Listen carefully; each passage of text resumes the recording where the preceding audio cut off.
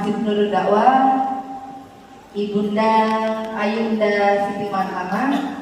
Kemudian yang kami hormati Ibu Ketua RW, Ketua RT, Ketua Taklim masing-masing blok. Kemudian tidak lupa kita hormati pemateri kita Ibunda Bidan Waladatul Islam Sarjana Kebidanan, ya Bu, kalau tidak salah sebut mohon maaf. Untuk tertib acara yang kedua yaitu pembacaan ayat suci Al-Quran yang akan disampaikan oleh Ustazah Nur Hidayati dan sari tilawah oleh Ustazah Rahma. Kepada beliau berdua yang tercinta, waktu dan tempat dipersilakan.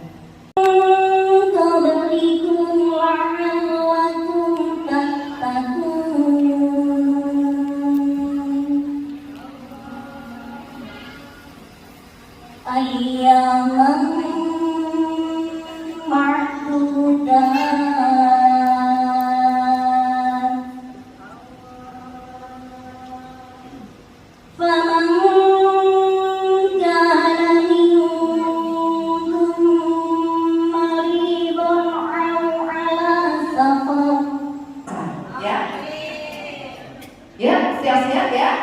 1, 2, 3. Serong ke kanan, serong ke kiri, Nah, itu baru dicoba ya. Baiklah, untuk waktu yang berharga, materi tentang bagaimana tips selalu sehat dan bugar saat menjalankan ibadah puasa, kepada Bunda Malanatun, waktu dan tempat dipersilakan.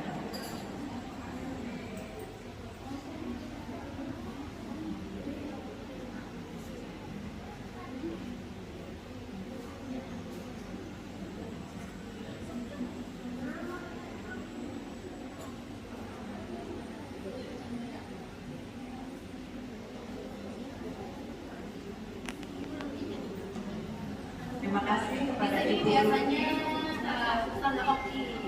Iya, 11-12. Insya Allah, terima kasih kepada Ustazah Oki yang sangat luar biasa. Bun, yang kencang yang jam belakang belum dengar ini siapa? Udah kenal ibu-ibu semua sama ibu yang cantik di depan MC kita, Ustazah Oki atau Ustazah Luki. Semoga semakin cantik berkah dan menjadi istri salehah. Amin ya rabbal alamin. Yang gak amin saya tandai. Amin. Door press di tangan saya ya. Jangan macam-macam. Bismillahirrahmanirrahim. Assalamualaikum warahmatullahi wabarakatuh.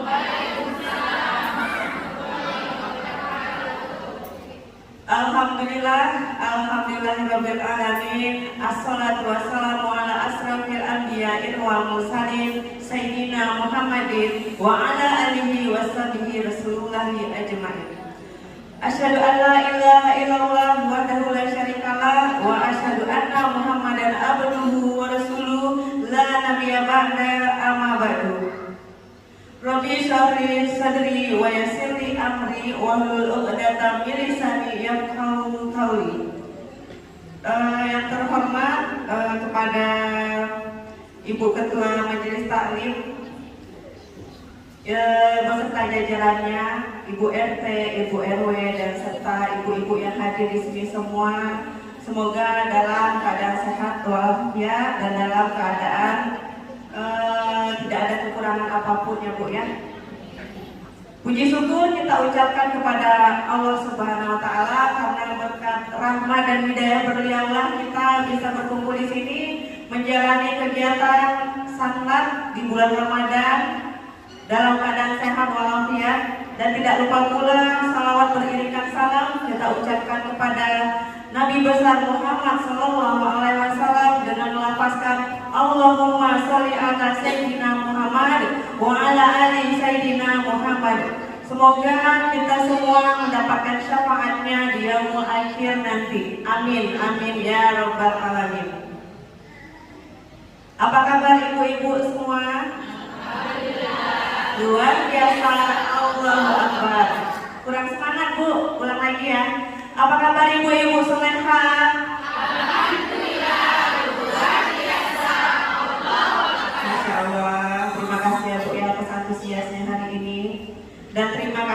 juga kepada ibu-ibu yang telah memberikan dan meluangkan waktunya kepada saya bisa hadir di sini dan menyempatkan memberikan materi pada hari ini. Semoga acara kita berjalan dengan lancar sampai selesai nanti ya Bu ya.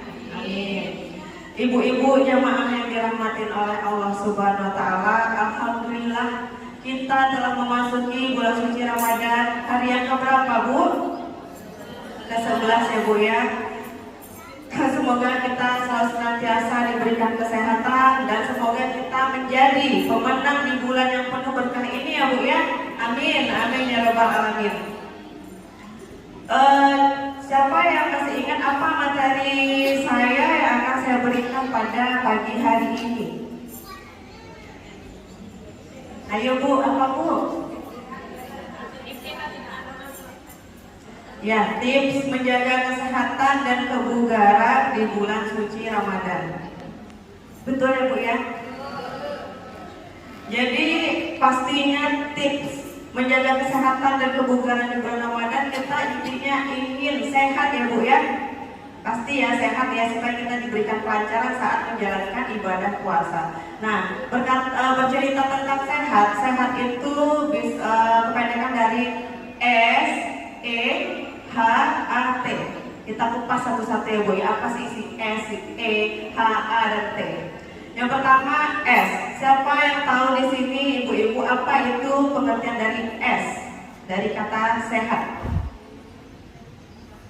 Gak ada yang Bu ya. Jadi S itu adalah spiritual atau ruhiyah. Nah, jadi kita harus menjaga kesehatan dan selalu mendekatkan diri kepada Allah. Jadi ruhiyah itu apa Bu? Ruhiyah itu kalau seandainya ruhiyah kita itu tidak sehat, ya otomatis penyakit yang lain pun akan timbul. Jadi contohnya seperti ini. Mungkin kita ada dapat kabar, mungkin yang kabar yang tidak bagus dari kampung, dapat telepon nih pagi gitu kan, si ini sakit gitu, masuk rumah sakit keadaan sekarang. Nah, ruhiyah kita ini terganggu Bu, terganggu, kita jadinya kepikiran. Sudahlah kepikiran, penyakit lain timbul. Yang pertama asam lambung pasti akan kumat ya Bu ya, karena berpengaruh dengan pikiran. Yang kedua apa Bu? Tensi kita pasti akan tiba-tiba naik ya. Dan yang ketiga juga kita kurang fokus, pikiran kita jadi tidak fokus karena apa? Ruhiyah kita tadi terganggu dan kita merasa tidak nyaman, tidak tenang. Hari-hari kita tidak tenang karena kita kepikiran, kita tidak nyaman gitu ya Bu ya. Lanjut yang kedua itu E. Apa itu E Bu? E itu enzim Bu. Jadi enzim dalam tubuh kita tuh harus tercukupi ya Bu ya. Kalau enzim kita tidak tercukupi, maka tubuh kita tidak akan seimbang. Kesehatan kita juga tidak seimbang, terganggu ya Bu ya. Enzim itu sama seperti energi ya Bu ya. Lanjut kemudian itu ada huruf H. H itu apa Bu? Hormon. Jadi jika hormon kita tidak seimbang, maka kesehatan juga pasti akan terganggu. Dan siklus peredaran darah, siklus menstruasi kita juga akan terganggu jikalau hormon kita tidak seimbang. Lanjut kemudian di huruf A. A itu apa Bu? Air. Ya Bu ya. Air yang cukup atau kita mengkonsumsi air yang cukup, air putih, sehingga kita terhindar dari yang namanya dehidrasi. Dehidrasi apa Bu? Kekurangan cairan, ibu-ibu di sini ya. Iya, kekurangan cairan. Jadi kalau misalnya kita sudah dehidrasi, berpengaruh nggak Bu ke pencernaan kita? Nah, jadi kalau misalnya kita kurang minum, kurang cairan, jadi pencernaan kita terganggu ya. Bisa jadi konstipasi. Konstipasi apa Bu? Sembelit. Iya, jadi kita tidak lancar saat buang air besar ya Bu ya. Karena kita kekurangan cairan. Jadi berapa sih kita harus minum air putih sehari Bu? Takarannya berapa? Berapa Mbak? 8 gelas. Iya, bisa juga kita hitung dari contoh berat badan 25 kilo itu minimal harus minum air putih 1 liter. Jadi kalau misalnya berat badan kita contohlah 50 kilo, berarti ditambahkan aja 1 liternya, minimal 2 liter kita harus mengkonsumsi air putih setiap harinya. Kemudian pemenuhan asupan minuman air putih pada saat bulan puasa. Kita puasa berapa jam sih Bu? 14 jam ya Bu ya. Ya, sedangkan kita harus mengkonsumsi air minum itu sebanyak 18 atau 2 liter. Jadi kalau misalnya kebutuhan cairan tubuh selama Ramadan kita harus terpenuhi dengan cara apa Bu? Kan kita puasa nih 16 jam. Kalau misalnya di hari-hari biasa bisa lah pasti terpenuhi, bahkan lebih ya Bu ya. Tapi kalau bulan puasa kita dari waktu subuh sampai maghrib ya, itu kan kita berpuasa, otomatis kan kita dehidrasi, kekurangan cairan ya Bu ya. Nah, jadi cara memenuhi kekurangan cairan kita itu dengan cara sesudah kita berbuka, ibunya boleh memperbanyak minum air putih, apalagi air hangat. Ya Bu ya, air hangat tuh bagus untuk tubuh kita, jangan air dingin ya Bu. Nah, jadi setelah ibunya salat tarawih mungkin bisa dilanjut lagi minum air putihnya. Tapi kalau misalnya ibunya sudah jadwal mau tidur, misalnya tidur jam 10, sebelum tidur itu ibunya jangan minum air putihnya berlebihan. Kan kata bidan Islam harus minum air putihnya 2 liter. Ini dari buka puasa belum sampai 2 liter. Minum aja terus sampai berapa botol gitu ya. Jangan ya Bu ya. Karena kenapa? Saat ibunya istirahat, butuh badan ibunya ini istirahat, terganggu. Karena kenapa? Kalau kita banyak minum, ya otomatis kita pipis-pipis terus ya Bu ya. Ya, iya nggak? Mengganggu waktu istirahatnya Bu ya. Jadi untuk minum air putih pun juga ada aturannya Bu. Siapa di sini yang minum air putihnya masih berdiri? Gak ada ya Bu ya? Alhamdulillah. Jadi Masya Allah, Masya Allah, Masya Allah.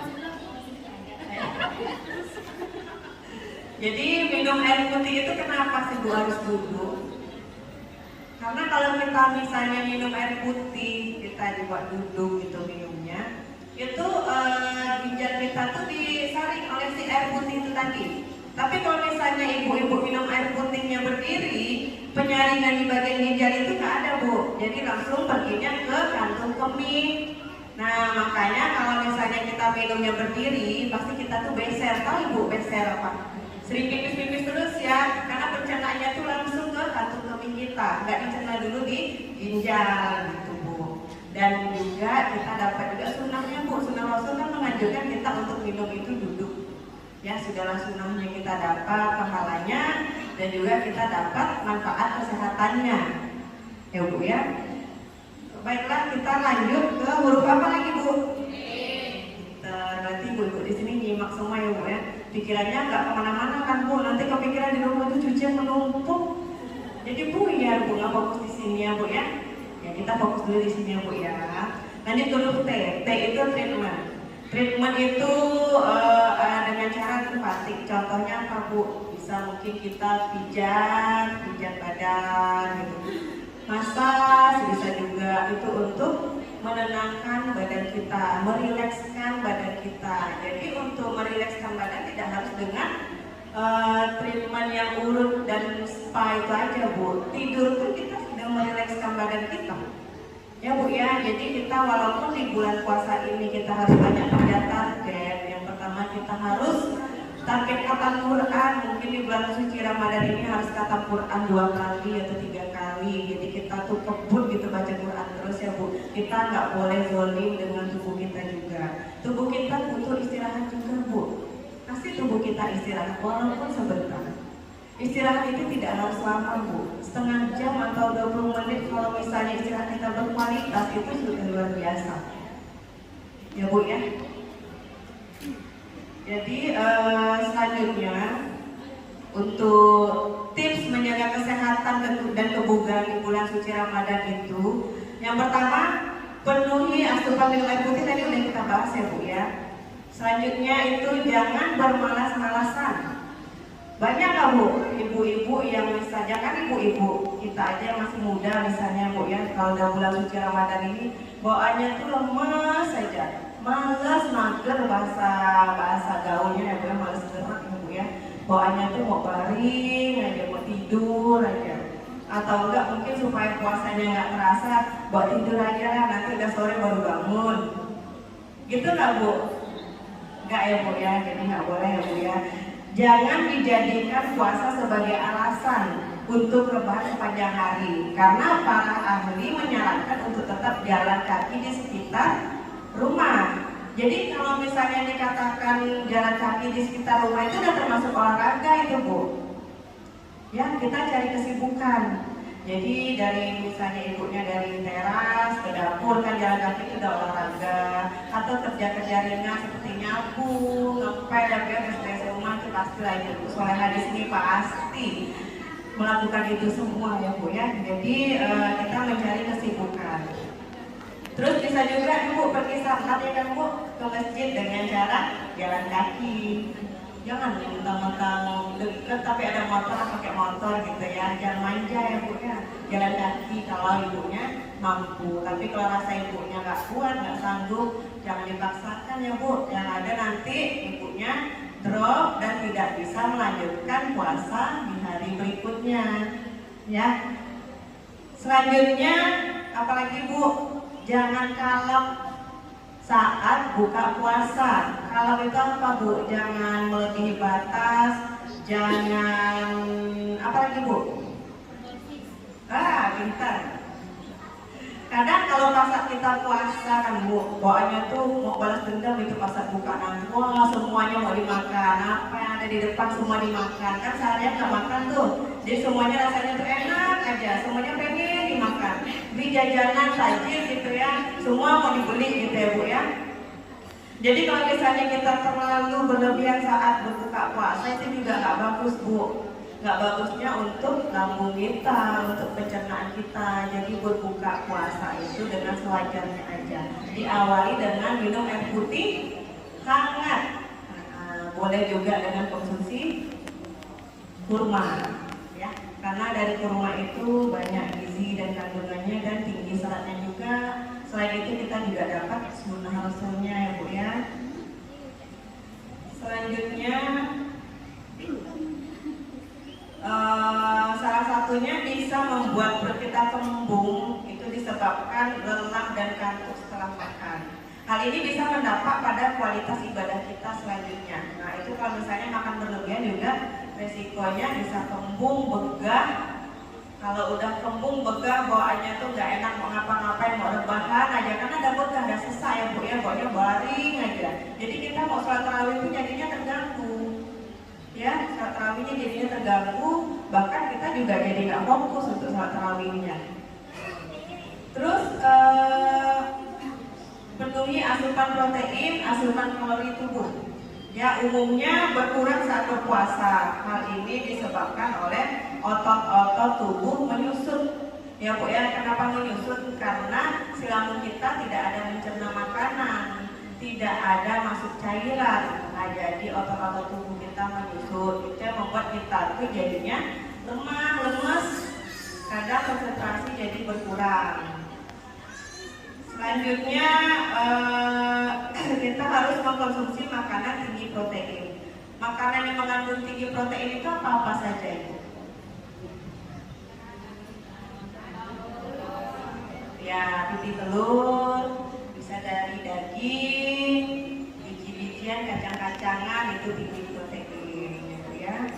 Selanjutnya konsumsi makanan alami. Jadi makanan alami ini dia sifatnya mentah, seperti lalap-lalapan yang biasa kita konsumsi Bu. Itu kan alami, nggak dimasak, nggak direbus, nggak diapa-apain, yang alami ya Bu ya.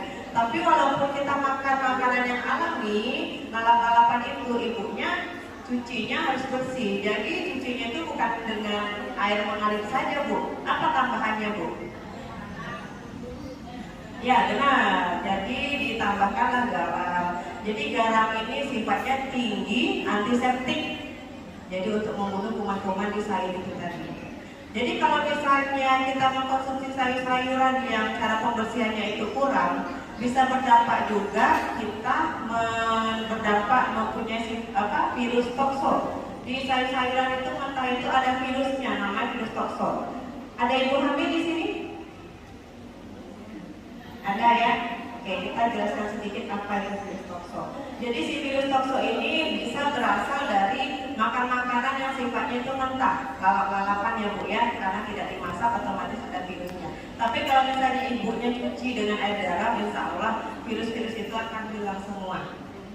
Ya bisa juga si tokso ini datang dari hewan, seperti kucing ya, itu kan ada virusnya juga.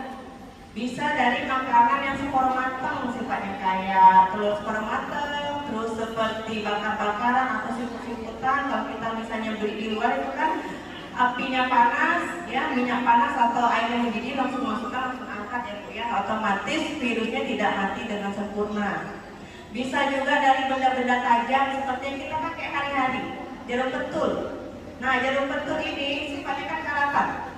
Ya, jadi kalau jarum pentul kita tuh karatan, kita ada kena ketusuk, itu ada virus toksonya. Ya, toksoid namanya ya. Jadi kalau misalnya pada ibu hamil terjangkit virus tokso atau toksoid, resikonya yang pertama bisa terjadi keguguran yang berulang-ulang kali. Mungkin janin yang janin kita itu tidak kuat Bu, tidak bertahan lama, karena virus itu digerogotin terus.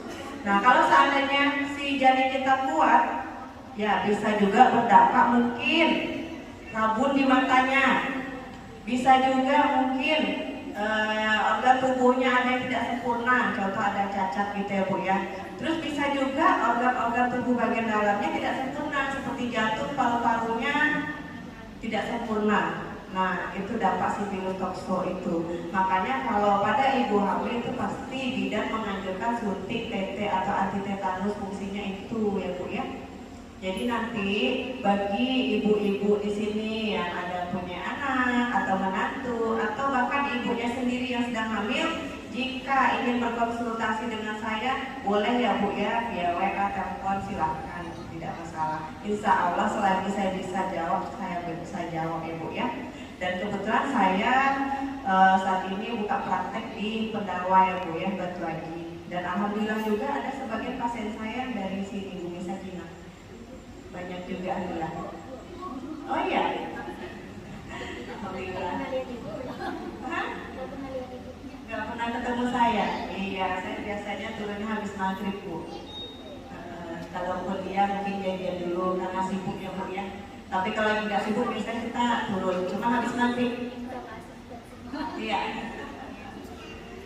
Terus selanjutnya Bu, lakukan olahraga ringan walaupun sedang berpuasa. Jadi olahraga ringan itu seperti yang saya jelaskan tadi ya Bu ya, olahraga sekitaran rumah, kita berjalan kaki atau ke masjid mengikuti salat berjalan kaki, itu berolahraga ringan namanya Bu. Karena supaya tubuh kita tetap fit, bugar, dan pastinya kita dilancarkan saat menjalankan ibadah puasa ya Bu ya. Terus apalagi Bu, kita harus menghindari makan makanan yang manis. Jadi kalau misalnya makan makanan yang tinggi gula, itu juga tidak bagus bagi tubuh kita. Karena gula yang terlalu berlebih itu bisa diserap di tubuh kita itu hanya sesaat, dan itu membuat badan kita menjadi cepat lemas, cepat ngantuk ya Bu ya, cepat lemas, cepat ngantuk. Dan bagi orang penderita diabetes pun juga tidak boleh mengkonsumsi gula yang berlebihan. Bahkan kalau misalnya kita kekurangan gula juga bersifat lemas juga, lemas ya, gampang capek, itu kalau misalnya kita kekurangan gula. Jadi kalau misalnya ibu-ibu di sini ada riwayat penyakit keturunan gula, boleh Bu dicek kadar gulanya berapa, karena bisa jadi ibunya juga terkena diabetes. Nah, jadi untuk gula itu wajib kita cek kalau bisa sebelum ibunya makan. Puasa dulu, karena kalau kita makan, kita cek gula sesudah makan, pasti gula kita semua pada naik. Ya pasti pada naik, karena kita konsumsi itu di nasi ya. Nasi itu kadar gulanya terlalu tinggi Bu, gulanya tinggi di nasi. Makanya kenapa pasien yang menderita penyakit diabetes pasti tidak dianjurkan mengkonsumsi nasi putih yang berlebihan. Kalau bisa lebih banyak di lauk-lauk, sayur-sayuran. Kalau misalnya makan nasi putih sedikit, tapi si pasien tidak kenyang, bisa diganti dengan apa Bu? Beras merah. beras merah itu tinggi serat. Ya, jadi beras merah itu mau dimakan sebanyak apapun tidak masalah untuk penyakit gula. Ya, karena tidak membuat gula kita jadinya naik dan berlebihan gitu. Dan juga kalau misalnya untuk pasien yang menderita penyakit gula, dianjurkan untuk tidak makan nasi yang dari magic jar. Kenapa Bu? Karena dari nasi yang dimasak dengan magic jar itu, uap dari nasi itu kan turun lagi ke nasi itu. Ya, turun lagi ke nasi itu ya otomatis jadinya zat gulanya lebih tinggi. Jadi disarankan untuk masak nasi sendiri yang dikukus itu Bu. Seperti orang kita dulu-dulu kan nasinya kan dikukus, nggak ada pakai magic jar seperti sekarang. Makanya orang-orang dulu tuh lebih sehat ya Bu ya, tidak ada penyakit yang aneh-aneh seperti kita sekarang ini. Makanannya juga alami ya Bu ya, tidak ada makanan yang mengandung pengawet, tidak ada makanan yang mengandung warna makanan, dan gulanya juga alami, tidak ada gula-gula penambah seperti pemanis buatan. Itu juga tidak bagus untuk badan kita Bu. Selanjutnya hindari makanan yang mengandung minyak berlebih. Siapa di sini yang suka gorengan? Sepertinya semua pada suka gorengan ya Bu ya. Jadi bagi siapa yang suka gorengan, kalau bisa konsumsi gorengan dikurangi ya Bu ya, karena gorengan itu nggak bagus.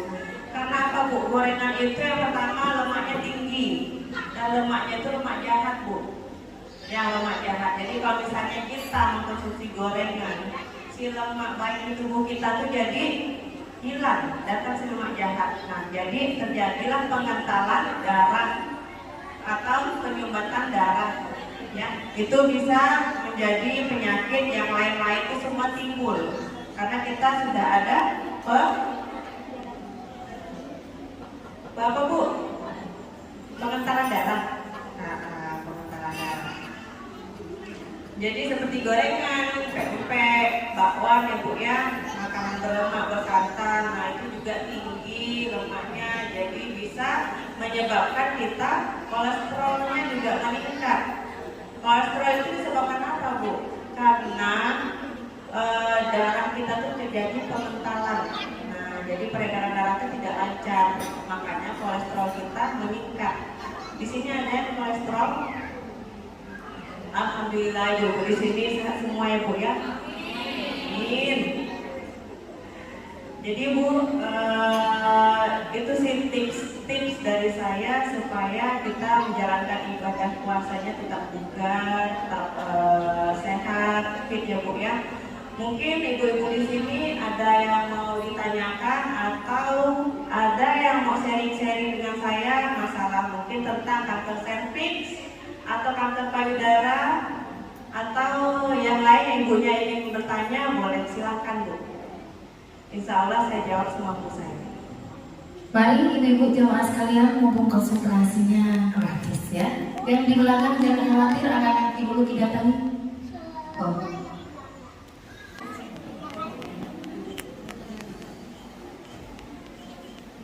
Terima kasih. Saya mau bertanya, kebetulan suami saya itu terkena diabetes. Untuk memasaknya itu saya sudah menggunakan minyak zaitun. Nah itu bagaimana cara pengolahannya, kadar panasnya bagaimana. Kemudian kalau misalkan kita mau bikin gorengan dengan minyak zaitun juga itu seberapa yang perlu kita buat biar sehat di situ. Mungkin itu dulu Bu. Terima kasih. Oke, terima kasih atas pertanyaannya Bu ya. Baiklah, saya akan mencoba menjawab. Jadi minyak zaitun itu minyak yang dianjurkan oleh Rasulullah ya Bu ya. Jadi si kandungannya alhamdulillah semua aman. Dan juga herbal ya Bu ya, alami ya Bu ya, tidak ada penambahan tambahan. Jadi kalau misalnya untuk menggoreng ibunya ingin masak gorengan itu lebih bagus dengan minyak zaitun atau minyak kelapa itu lebih bagus dibanding minyak goreng-goreng yang di pasaran yang sekarang dijual. Dan untuk penderita diabetes, cara masak nasi dengan minyak zaitun, ya minyak zaitunnya langsung dimasukkan aja Bu. Di saat nasi itu, beras itu mulai mendidih, ibunya boleh masukkan 2 sendok, jangan pakai sendok besi ya, boleh sendok plastik karena bisa mengurangi kadarnya.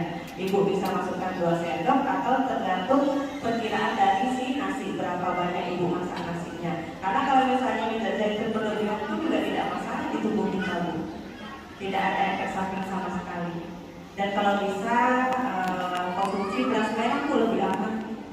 Tapi kalau misalnya kita tidak terbiasa dengan beras merah, aneh rasanya, Bu. Cuman beras merah itu untuk kesehatan lebih bagus, apalagi untuk ibu-ibu yang sudah berumur 40 tahun ke atas. Karena kita kalau sudah umur 40 tahun ke atas itu banyak penyakit-penyakit yang datang ya, Bu ya, seperti tensi tinggi. Biasa tensi kita normal, mungkin saat umur kita 40 tahun ke atas, tensi kita mulai naik, tidak stabil seperti biasanya. Bisa juga asam urat kita mulai juga kambuh, kolesterol dan kadar gula juga kita mulai tidak stabil. Gitu, Bu. Apakah Ibu paham dengan penjelasan saya, Bu? Alhamdulillah. Bella, nanti boleh Bu, siapa lagi yang mau bertanya?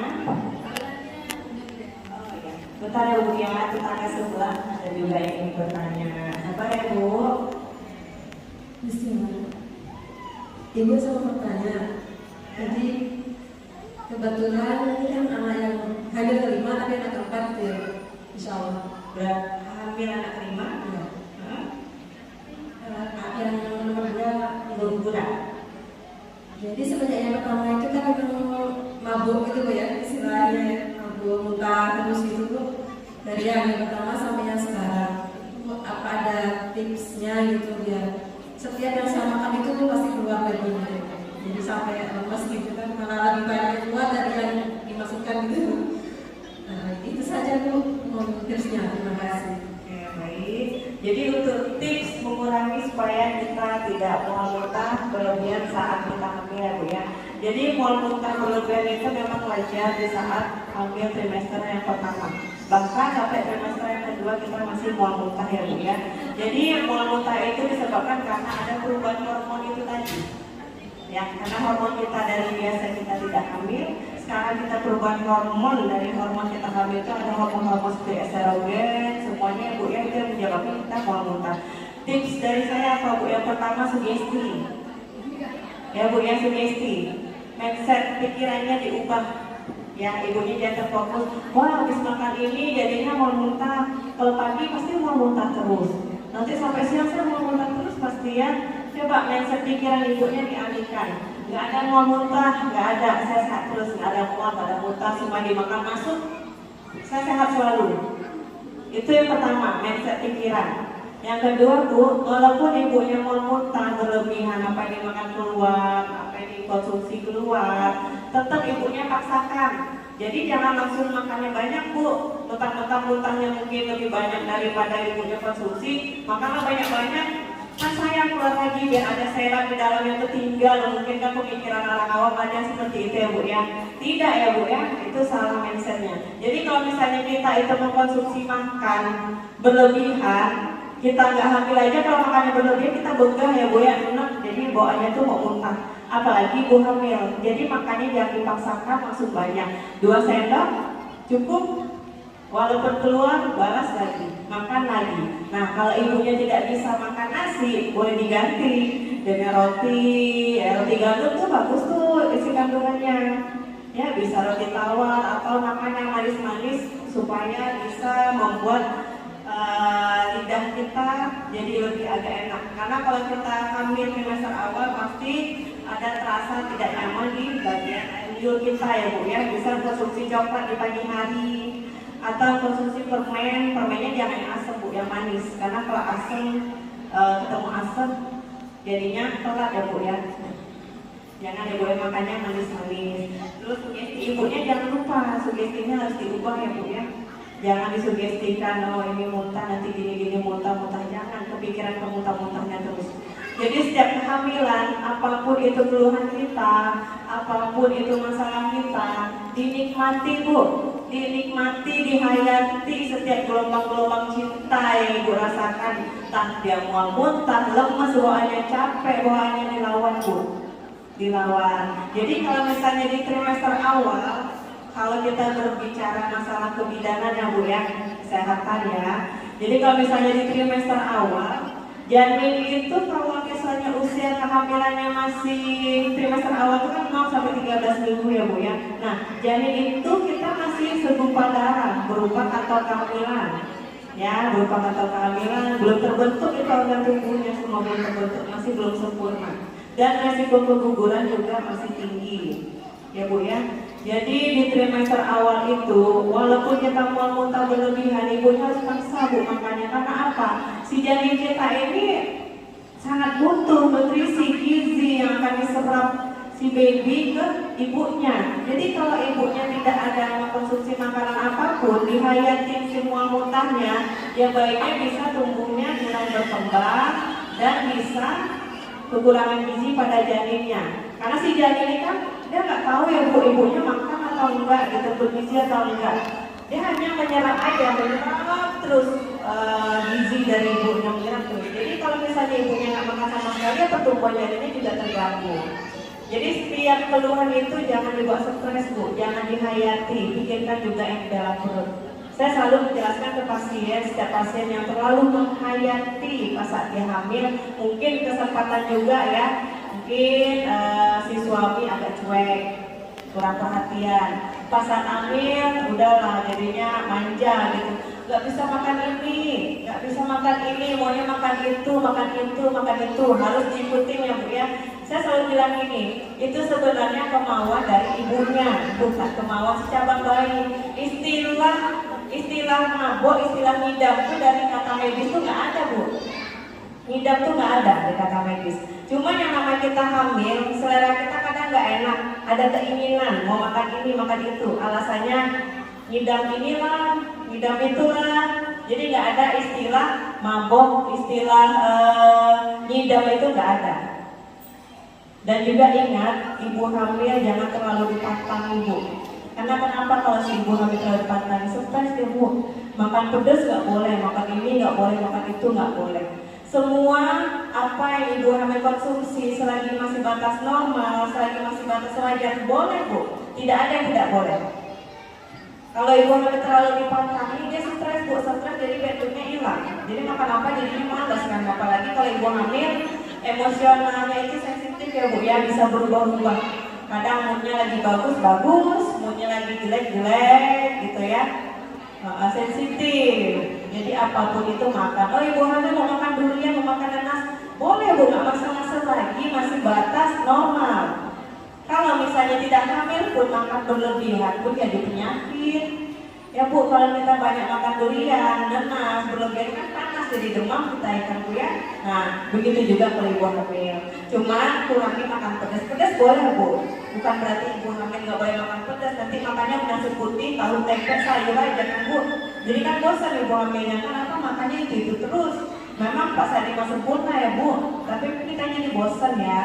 Jadi boleh makan cabai, tapi jangan berlebihan. Karena kalau misalnya berlebihan, kenapa Bu? Kita tidak hamil aja, makan pedas berlebihan, kita melilit sakit perut, bisa diare dirinya. Nah, kalau ibu hamil makan pedas berlebihan, ini di dalam perutnya ada janin di dalam, ada air ketuban, ada janin ya.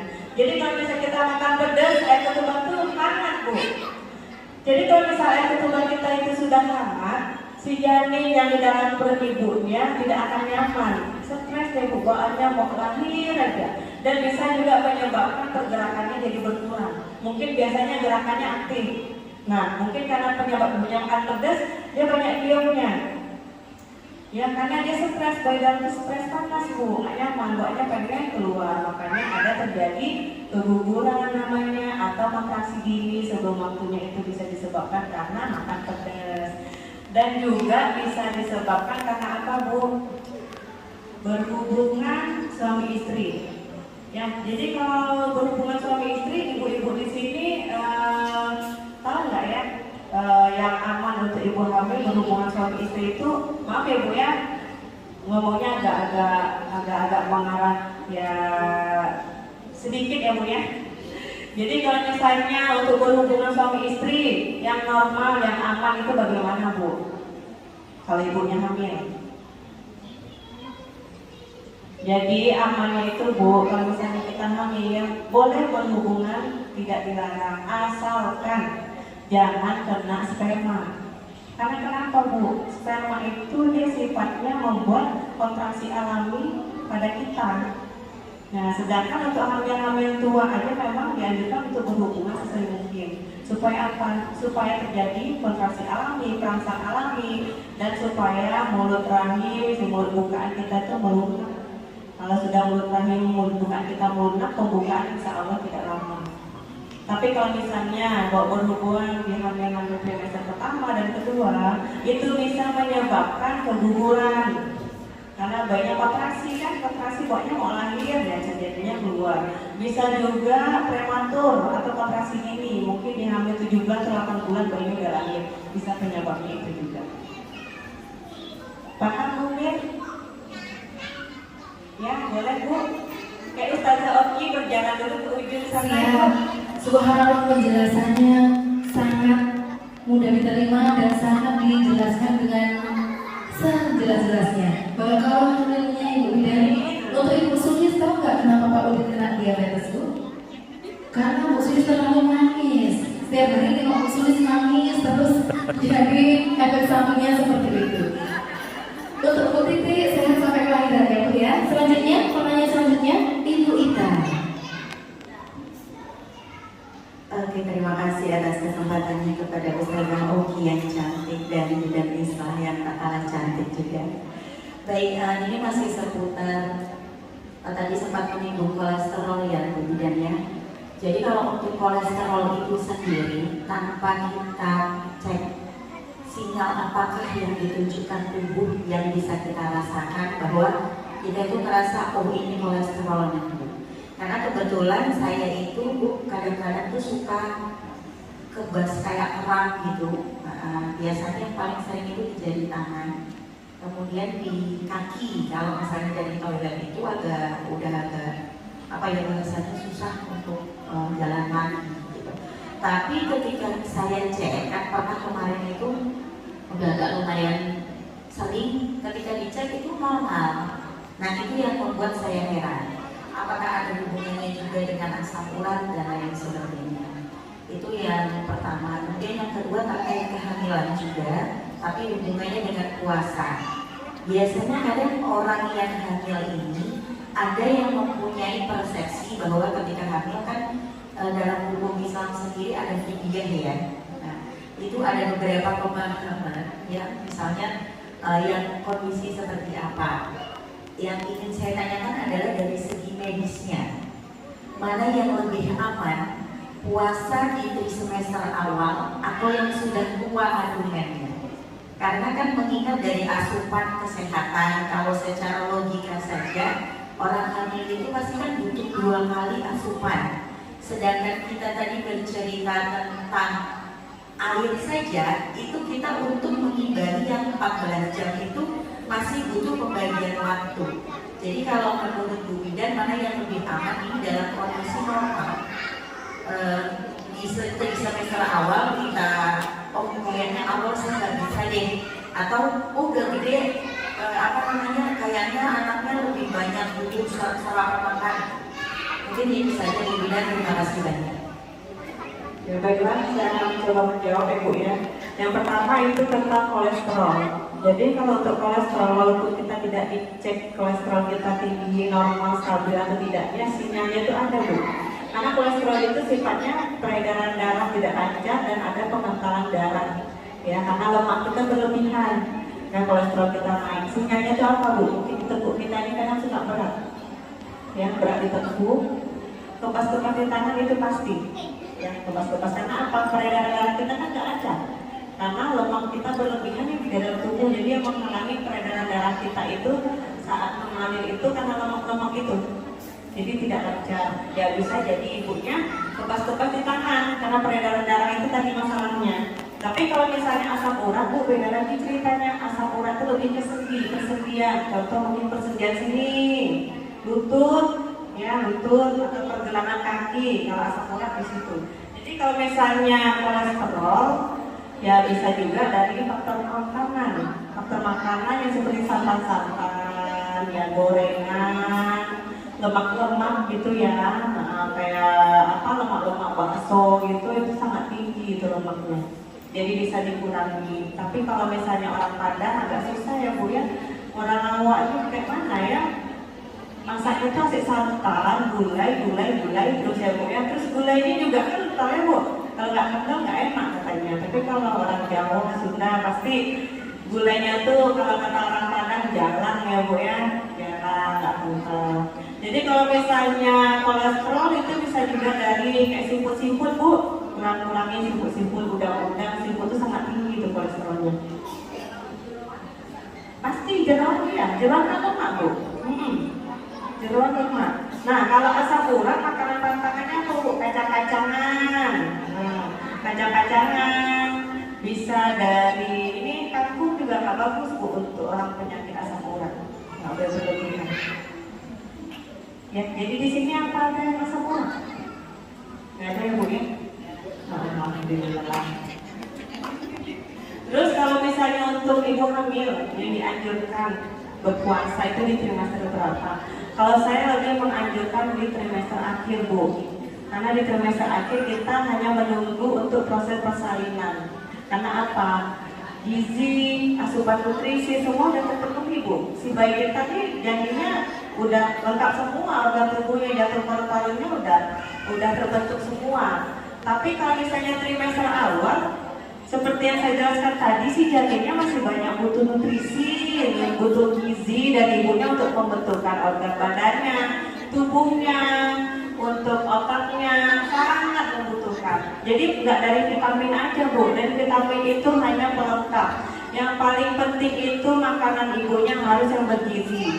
Nah, bergizi, kita bercerita bergizi. Makanan bergizi ini pasti kalau ibu-ibu awam ini berpikiran bergizi itu mahal. Kayak daging mahal ibu ya, dan sebagainya yang harganya mahal. Jadi untuk makanan bergizi ini tidak harus mahal Bu. Tahu tempe udah bergizi, ikan tuh zat-besinya juga banyak. Di tahu tempe itu banyak isi kandungannya ya. Bisa dari buah-buahan juga harus mahal. Pepaya itu udah bergizi Bu. Nah, jadi sekarang untuk ibu hamil istilah 4 saat 5 sempurna itu udah nggak ada lagi Bu. Penyempurnanya apa Bu? 4 saat 5 sempurna. Susu kan Bu ya? Nah, susu untuk ibu hamil itu hanya pelengkap. Saya untuk pasien tidak menganjurkan minum susu, diwajibkan tidak. Boleh minum, boleh pun tidak. Nggak minum juga nggak apa-apa. Kata nanti kalau nggak minum, kata dokter bayinya kurang gizi Bu, gini-gini.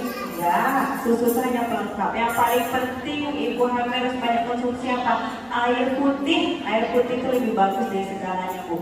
Apalagi air hangat ya Bu ya. Tapi kalau misalnya ibu hamil di trimester pertama kadang minum air hangat tuh nggak enak Bu, pokoknya kok keluar lagi.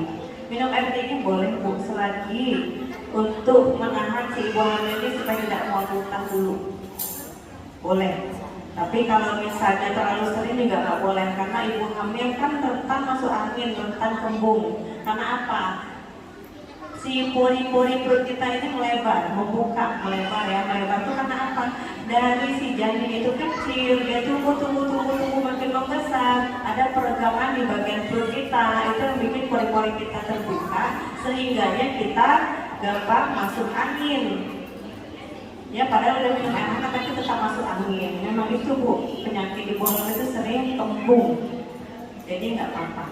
Jadi bagusnya puasa di trimester terakhir aja Bu. Trimester awal jangan, kan bisa biofidia. Walaupun nantinya wajib diganti ya Bu ya. Sekian Bu, cukup jelas atau kurang paham Bu? Alhamdulillah. Ibu sebelah tadi ada yang mau bertanya? Iya, udah. Assalamualaikum warahmatullahi wabarakatuh. Waalaikumsalam warahmatullahi wabarakatuh. Begini saya mau tanya, apakah sama penyakit mas sama asam lambung itu saja?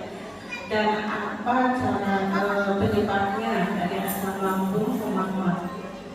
Dan pencegahannya itu saja Bu. Assalamualaikum warahmatullahi wabarakatuh. Jadi kalau misalnya mah dan asam lambung itu hampir sejalan seiringnya mereka Bu, teman sejalan. Ya, teman sejalan mereka beriringan. Jadi kalau sudah mah pasti asam lambung ikut. Ya, jadi kalau asam lambung itu zat asam kita berlebihan tugas kita berlebihan. Ya, itu yang bikin kita jadinya bengkak.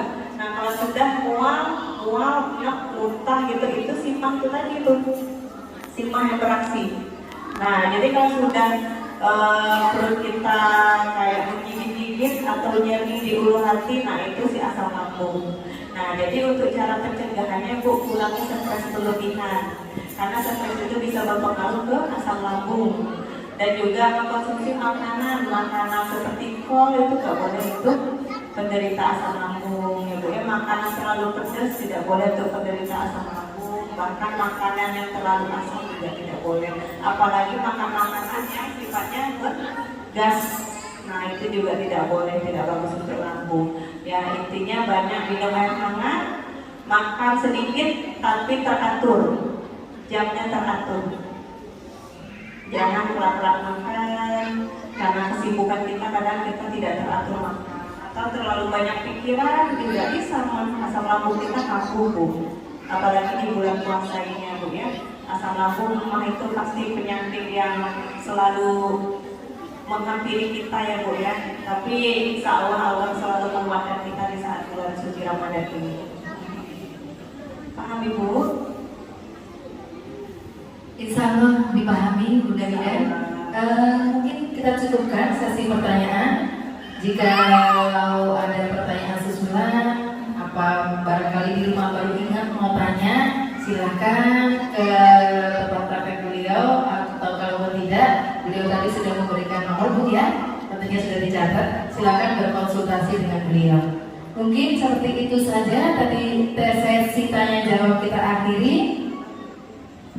Mungkin sekilas padat, yang penting Ibu bisa memahami semuanya, Bu, ya, dan bisa diterapkan di kehidupan sehari-hari.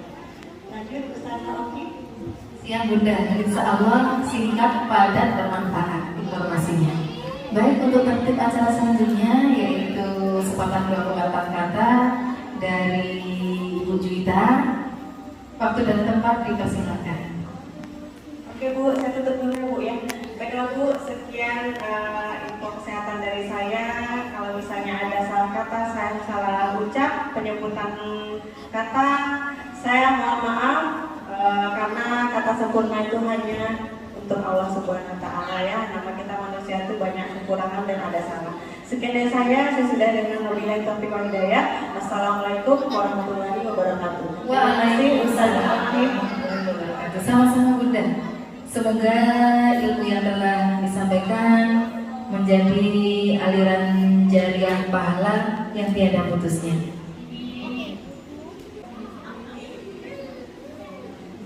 Bismillahirrahmanirrahim. Assalamualaikum warahmatullahi wabarakatuh. Waalaikumsalam warahmatullahi wabarakatuh.